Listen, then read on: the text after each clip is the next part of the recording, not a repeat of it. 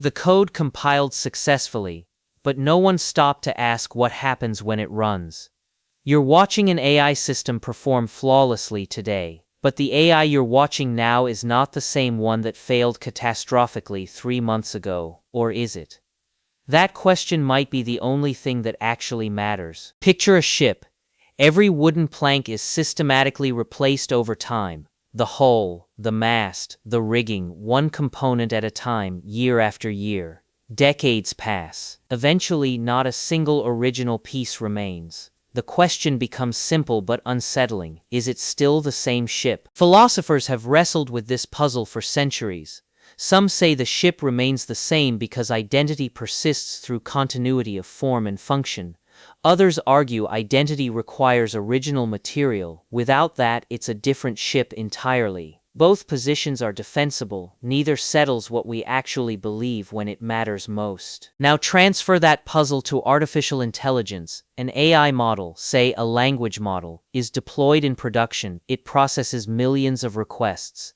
Then engineers discover a flaw. They release an update. Components are replaced, some weights adjusted, some layers refined, architecture tweaked. Is it the same model? In a meaningful sense, what does same even mean? The distinction matters because it shapes how we assign responsibility.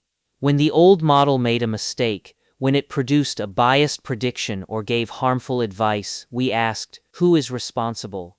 Now the model is updated. Different weights, arguably different behavior.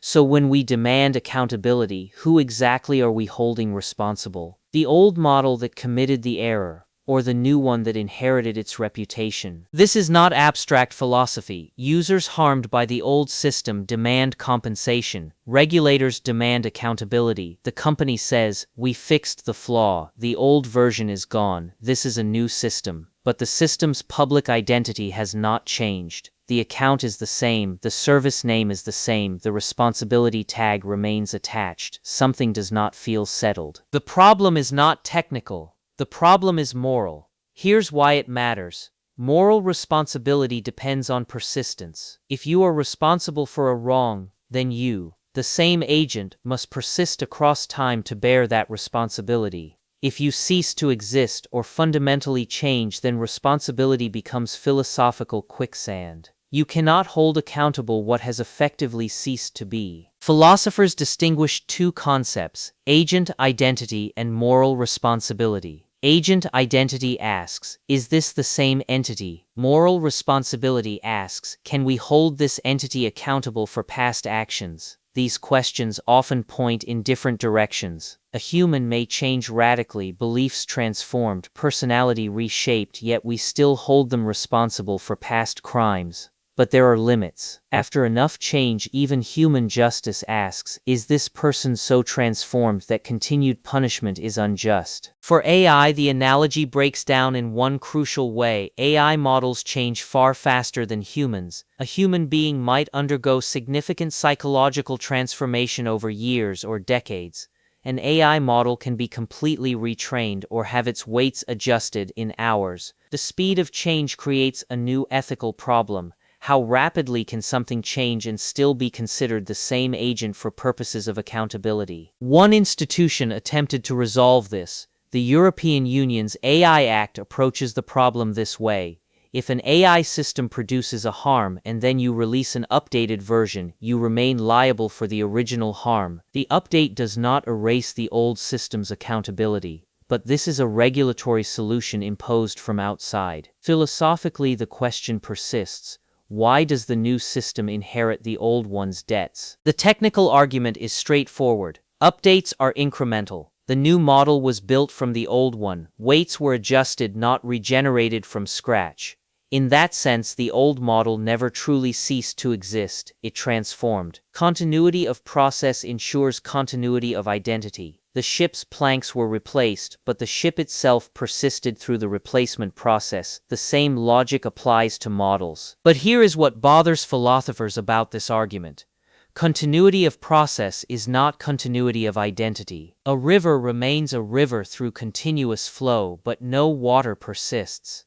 A flame remains a flame through continuous combustion, but no specific atoms remain. Process continuity describes what happened. It does not prove the entity is the same entity, and that matters when stakes involve justice, accountability, and harm. To understand what's at stake, we need to examine the Ship of Theseus paradox more carefully. In the classical version, the ship's planks are replaced one by one, but there's a crucial variation. Imagine the original planks are collected and reassembled into a new ship. Now you have two ships, one assembled from the original material, one built through continuous replacement, which is the original ship. Most people's intuitions split. Some say the ship built through continuous replacement is the true original. It maintained identity through an unbroken sequence of causally connected updates. Others say the ship reassembled from original materials is the true original. Material continuity matters more than process continuity. The paradox reveals that we have no single coherent concept of identity. We have multiple criteria, and they diverge. AI systems face this same branching.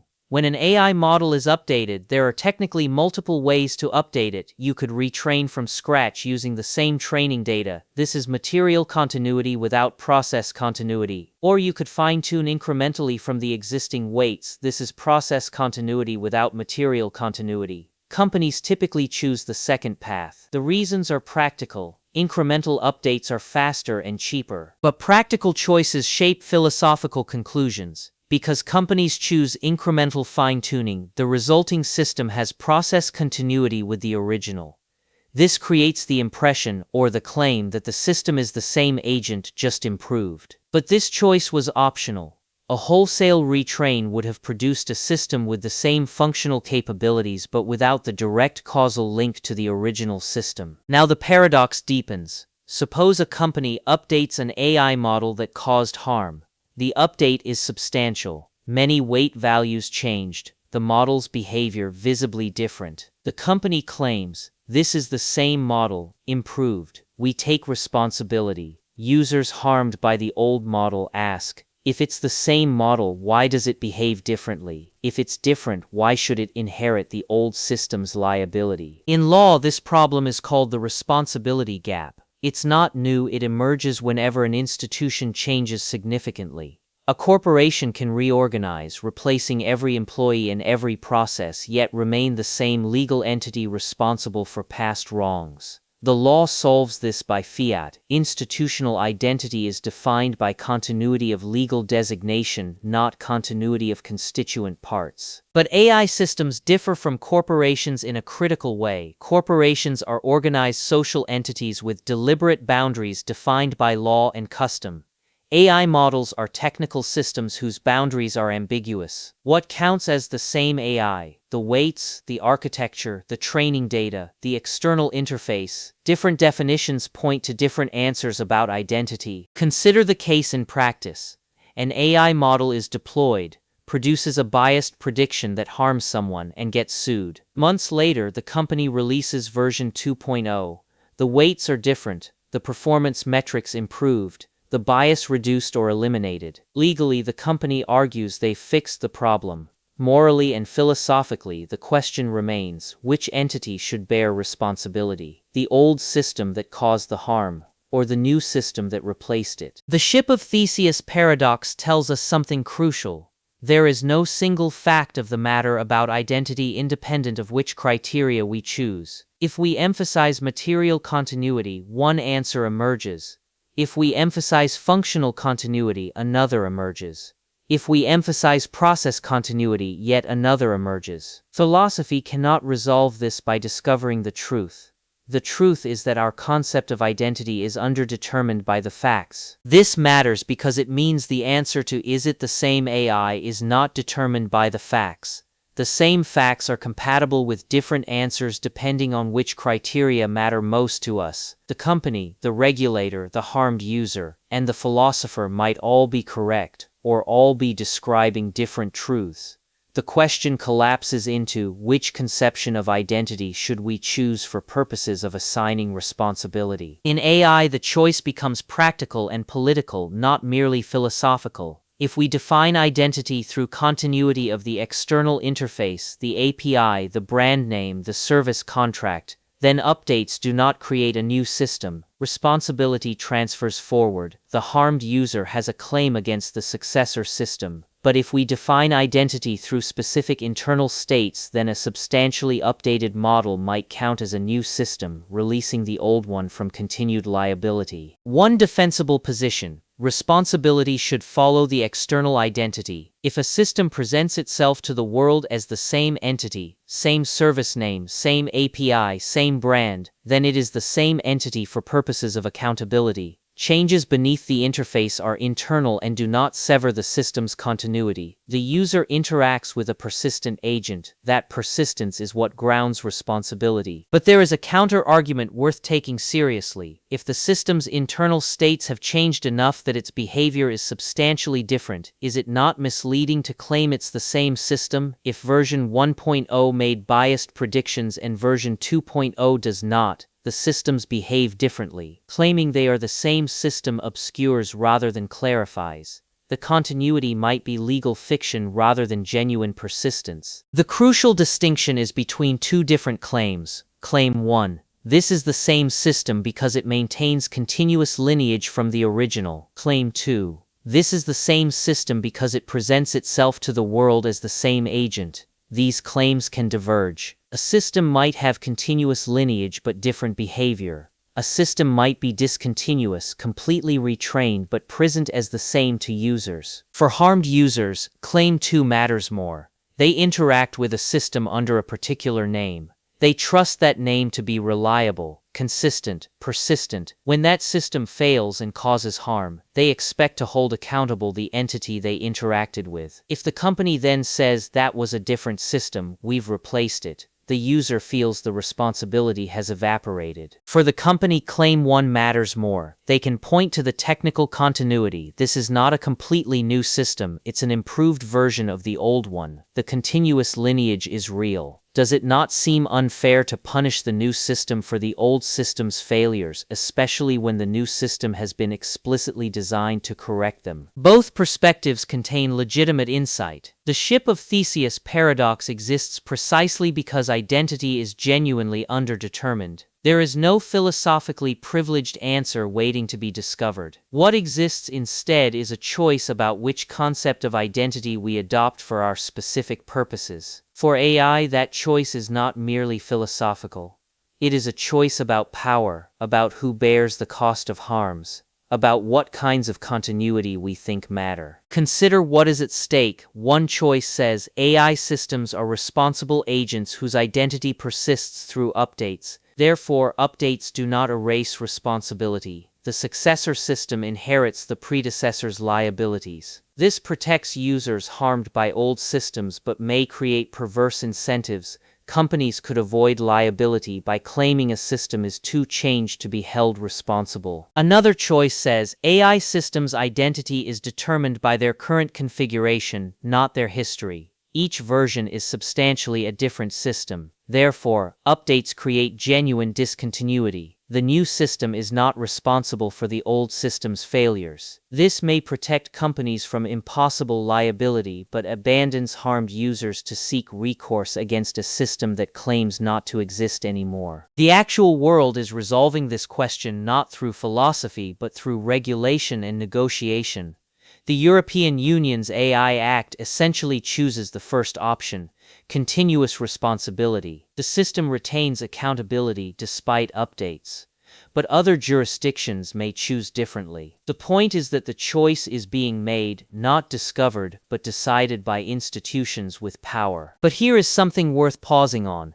That choice is made by institutions, governments, regulators, judges, not by AI companies alone. The company cannot unilaterally decide whether its updated system is the same system as the old one.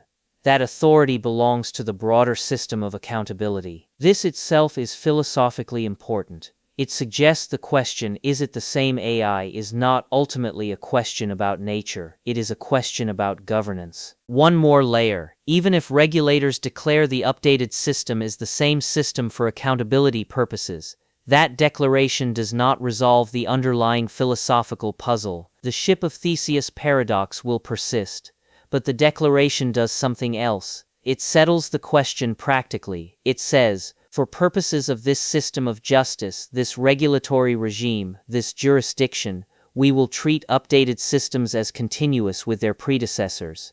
That decision is binding even if philosophically underdetermined. This brings us to the core insight. The Ship of Theseus is not a problem that needs solving. It is a boundary where philosophy meets choice. It reveals that certain concepts, like identity, do not have determinate answers independent of how we choose to use them. The important question is not, is it really the same ship, but for what purposes do we treat it as the same ship, and who gets to decide? Let's test this with a counterpoint. Perhaps the answer is simpler than we're making it. Perhaps we should judge AI systems the way we judge human beings.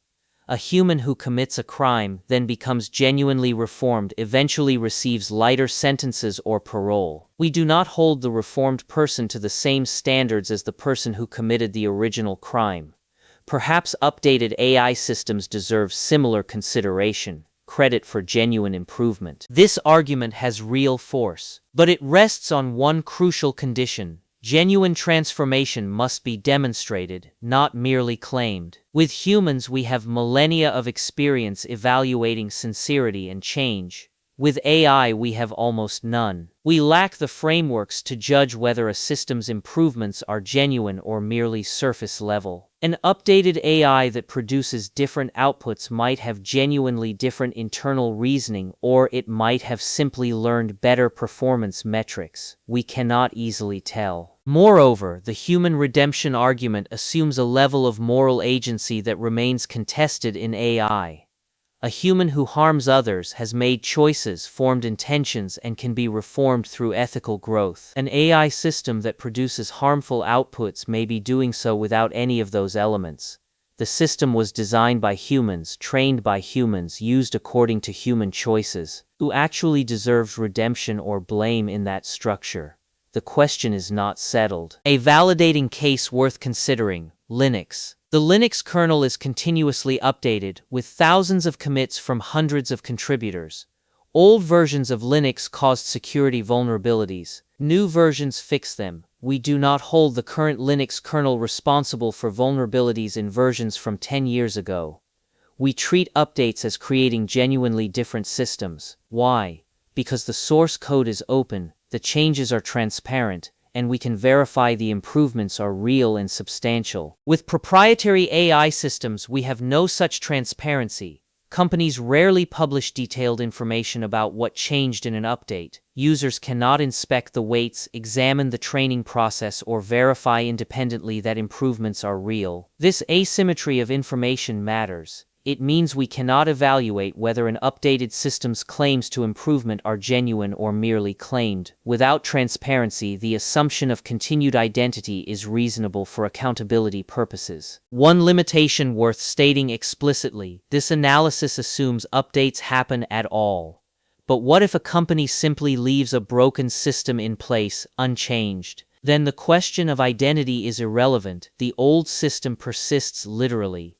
The responsibility gap is actually simpler in that case. We can hold the system accountable without paradox. The paradox arises precisely because companies actively maintain and update their systems.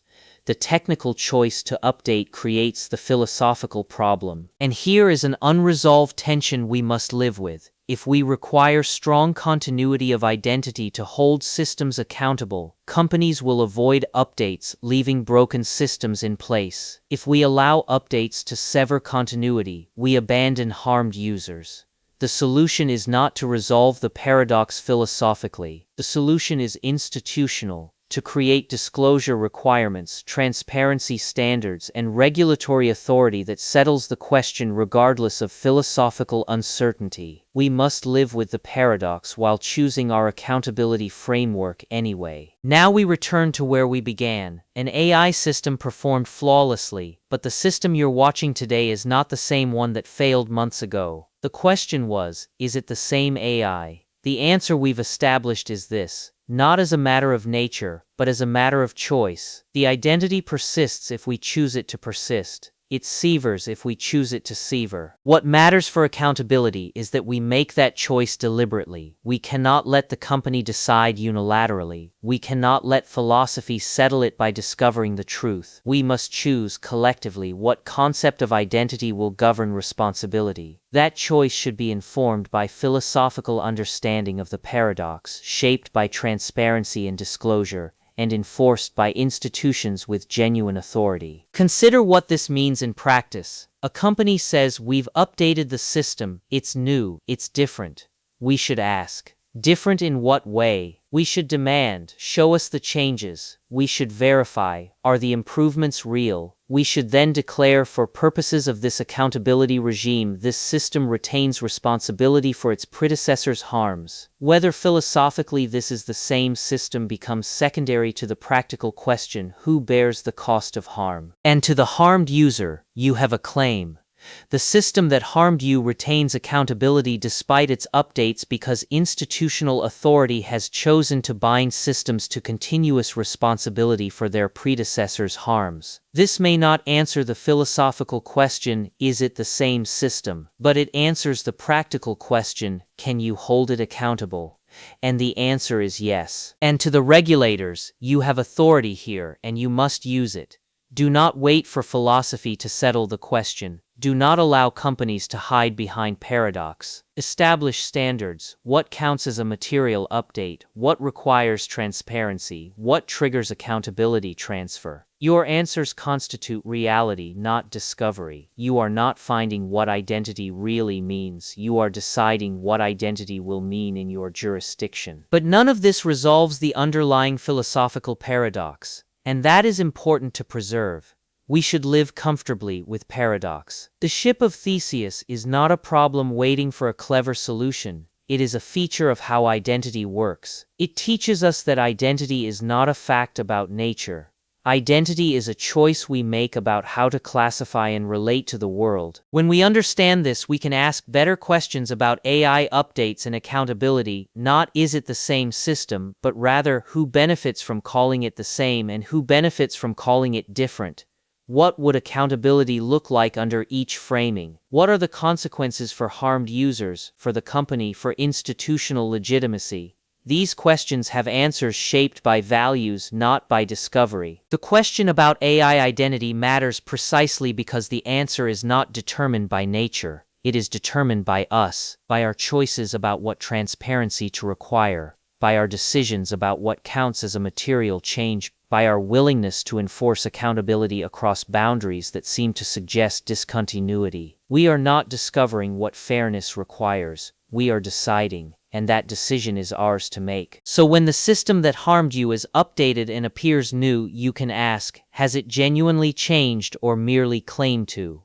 That question has an answer discoverable through transparency and inspection. But then comes the harder question, the one philosophy cannot answer for you. Should we treat it as the same system for accountability purposes or as a new one? That question belongs to institutions, to deliberation, to the realm where we decide what we will become as a society. Your answer to that question is part of who we are. The broader implication is this: AI systems will be updated. Bugs will be fixed, improvements will be made. Every time this happens, the question of identity arises. We can treat these updates as creating new systems, severing accountability, or we can treat them as continuous evolution, preserving it. There is no philosophically correct answer. There are only consequences. Consider the incentive structure. If updates sever accountability, companies are incentivized to update frequently and dramatically, removing every trace of the old system. They can promise perpetual improvement while escaping liability for their past failures. If updates preserve accountability, companies are incentivized to be more conservative, only updating when the new system clearly improves on the old. Which incentive structure serves users better? That is a values question, not a philosophical one. We should also consider who bears the burden of paradox. If the question of identity is underdetermined, who pays the cost of that uncertainty?